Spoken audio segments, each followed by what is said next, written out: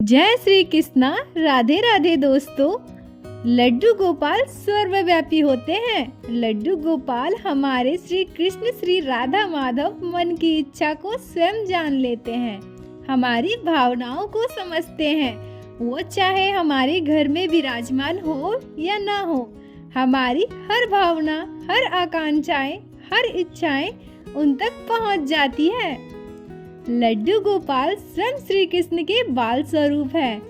हम उन्हें श्री कृष्ण के बाल स्वरूप श्री लड्डू गोपाल के रूप में अपने घर में पूजते हैं, अपने घर में विराजित करते हैं। लड्डू गोपाल की महिमा, उनकी लीला को महसूस करने के लिए सभी भक्त बहुत व्याकुल होते हैं। हम सब चाहते हैं कि हमारे जीवन काल में हमारे प्रभु, हमारे इष्ट श्री लड्डू गोपाल जी हमारे साथ एक लीला अवश्य करे, जिससे हमें भगवान के अपने साथ होने का साक्षात्कार हो सके।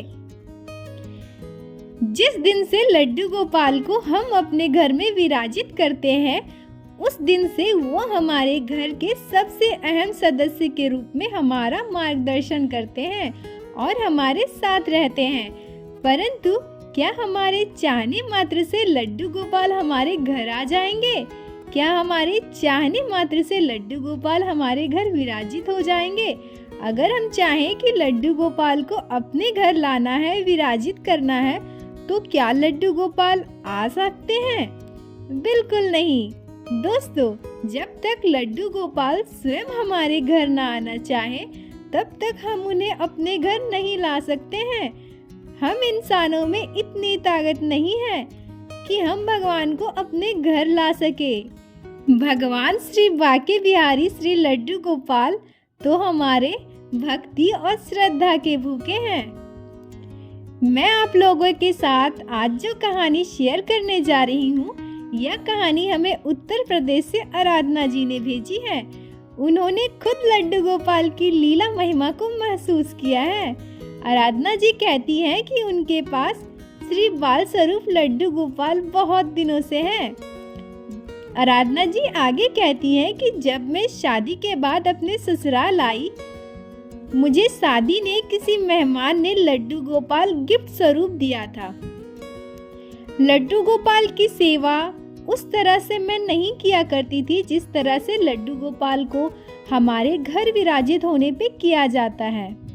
लड्डू गोपाल को मैं अपने घर के मंदिर में विराजित अवश्य की थी, परंतु लड्डू गोपाल को अपने मंदिर में उसी तरह से पूजा किया करती थी जैसे मंदिर के बाकी देवी देवताओं को पूजते हैं। जिस तरह से हम अपने घर में दिया बाती सुबह शाम करते हैं, बस उसी तरह से होती थी। लड्डू गोपाल भी हमारे घर के मंदिर में विराजित है, तो लड्डू गोपाल की कुछ अलग से मैं सेवा नहीं किया करती थी।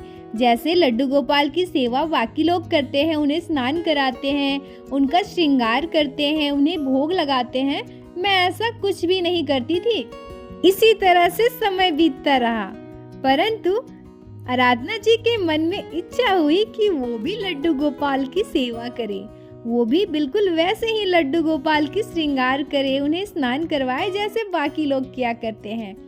आराधना जी के घर में जो लड्डू गोपाल थे, वो 0 साइज के सबसे छोटे वाले बाल गोपाल थे।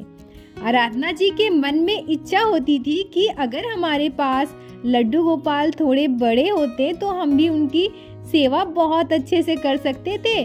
उन्हें पोशाक पहनाते, उन्हें श्रृंगार करते। हमें किसी ने गिफ्ट भी दिया तो बहुत ही छोटे से बाल गोपाल। इन्हें पोशाक पहनाने में, इनकी सेवा करने में बहुत असुविधा होगी। फिर मन में आया कि क्यों ना मैं एक थोड़े बड़े साइज के लड्डू गोपाल को अपने घर लेके आऊं। परंतु आराधना जी सोचने लगी कि क्या घर में 2-2 लड्डू गोपाल को विराजित करना सही होगा। उनके मन में दूसरा ख्याल यह भी आया कि अगर मैं लड्डू गोपाल को ले आऊं तो क्या यह उचित होगा। जब तक लड्डू गोपाल स्वयं हमारे घर आना ना चाहे, ये सब बातें आराधना जी के मन में चलती रही। परंतु कहीं ना कहीं आराधना जी के दिल में बहुत व्याकुलता होती थी। आराधना जी कहती हैं कि मैं हमेशा सोचा करती थी, कब ऐसा संयोग बनेगा, मुझे ऐसा महसूस होगा कि लड्डू गोपाल हमारे घर आना चाहते हैं। कब वो दिन आएगा जब लड्डू गोपाल हमारे घर पे विराजित होंगे? कब मैं लड्डू गोपाल की सेवा करूंगी? यही सब बातें सोचते हुए दिन बीत रहे थे, परंतु अचानक एक दिन ऐसा हुआ जो मैंने कभी सोचा भी नहीं था। मैं बाजार कुछ काम से गई थी। वहाँ मुझे मेरी पड़ोसी मिली जो हमारे घर से थोड़ी ही दूर पर रहती थी। वह मुझे कहती है कि आराधना, क्या तुम लड्डू गोपाल की सेवा लेना चाहोगी? मैं तो उनकी बात सुन के बिल्कुल ही चौंक गई। मैं सोचने लगी कि अरे, सामने से मुझे यह लड्डू गोपाल की सेवा लेने कह रही है। फिर मैंने सोचा कि लड्डू गोपाल, ये आपकी क्या लीला है? आप मेरे घर आना चाहते हो? मन ही मन में खुश होकर उनसे पूछती हूँ कि क्या लड्डू गोपाल की सेवा? परंतु आप मुझे लड्डू गोपाल की सेवा क्यों देना चाहती हैं? वो कहती हैं कि मेरे घर पे तो लड्डू गोपाल पहले से हैं, वो थोड़े बड़े साइज के हैं। मुझे कुछ दिनों पहले मेरी एक सहेली ने लड्डू गोपाल दिया है ला करके। उन्हें लगा कि मेरे घर में एक लड्डू गोपाल है तो मैं इनकी भी सेवा साथ साथ कर लूंगी। उन्हें लड्डू गोपाल को अपने घर रखने में थोड़ी असुविधा हो रही थी क्योंकि वो जॉब करती हैं। उन्हें लड्डू गोपाल की सेवा उनसे अच्छे से नहीं हो पा रही थी। मैं भी मना नहीं कर पाई, परंतु अब मैं 2-2 लड्डू गोपाल की सेवा एक साथ नहीं कर पा रही हूँ, तो क्या तुम लड्डू गोपाल की सेवा मुझसे लोगी? मैं मन ही मन सोचने लगी, हे बाकी बिहारी, हे लड्डू गोपाल, हे मेरे कान्हा, आपकी लीला अपरंपार है। आपकी महिमा ऐसी हुई कि आप स्वयं मेरे घर आ रहे हो। अगले दिन मैं अपने घर पे बात करके अपने पड़ोसी के घर गई। उनसे कहा कि लड्डू गोपाल जी को मैं देखना चाहती हूँ। मेरे मन में बहुत सारी आशाएं, आकांक्षाएं, बहुत सारा प्रेम, बहुत सारी श्रद्धा भाव थी। लड्डू गोपाल की पहली झलक पाने के लिए मैं व्याकुल हो रही थी। मेरे पास तो 0 नंबर के बाल गोपाल हैं। मैं ये भी सोच रही थी कि ये लड्डू गोपाल थोड़े बड़े तो है ना, नहीं तो मैं लड्डू गोपाल की श्रृंगार कैसे करूंगी। मुझे बड़े लड्डू गोपाल चाहिए थे जिनकी सेवा मैं अच्छे से कर सकूं, जिनकी श्रृंगार मैं बहुत ही प्यार से कर सकूं। ये सब बातें मेरे मन में चल रही थी। अंदर ही अंदर बहुत व्याकुलता थी अपने कान्हा जी को देखने के लिए। उन्होंने कहा, हाँ चलो मंदिर में, मैं तुम्हें लड्डू गोपाल के दर्शन करवाती हूँ। मैंने लड्डू गोपाल को देखा तो मैं सोचने लगी, लड्डू गोपाल जी, ये आपकी कैसी महिमा है। मैं जितने बड़े लड्डू गोपाल को चाहती थी, आप तो बिल्कुल उतने बड़े ही हो। उसके बाद मैं बाल गोपाल को अपने साथ अपने घर ले आई। बहुत ही प्यार और आदर सम्मान के साथ उनकी स्थापना अपने मंदिर में की और बहुत ही प्यार से उनकी सेवा करने लगी। मेरा दिन तो अब जैसे लड्डू गोपाल के इर्द गिर्द ही शुरू और अंत होने लगा। सुबह से उठ करके लड्डू गोपाल की सेवा करना, उन्हें स्नान करवाना, उन्हें भोग लगाना, यही सब मेरा चलता रहा। धीरे धीरे ऐसे ही दिन बीतने लगे और कुछ दिनों के बाद एक ऐसी घटना हुई जिससे मैं अंदर से व्याकुल हो गई।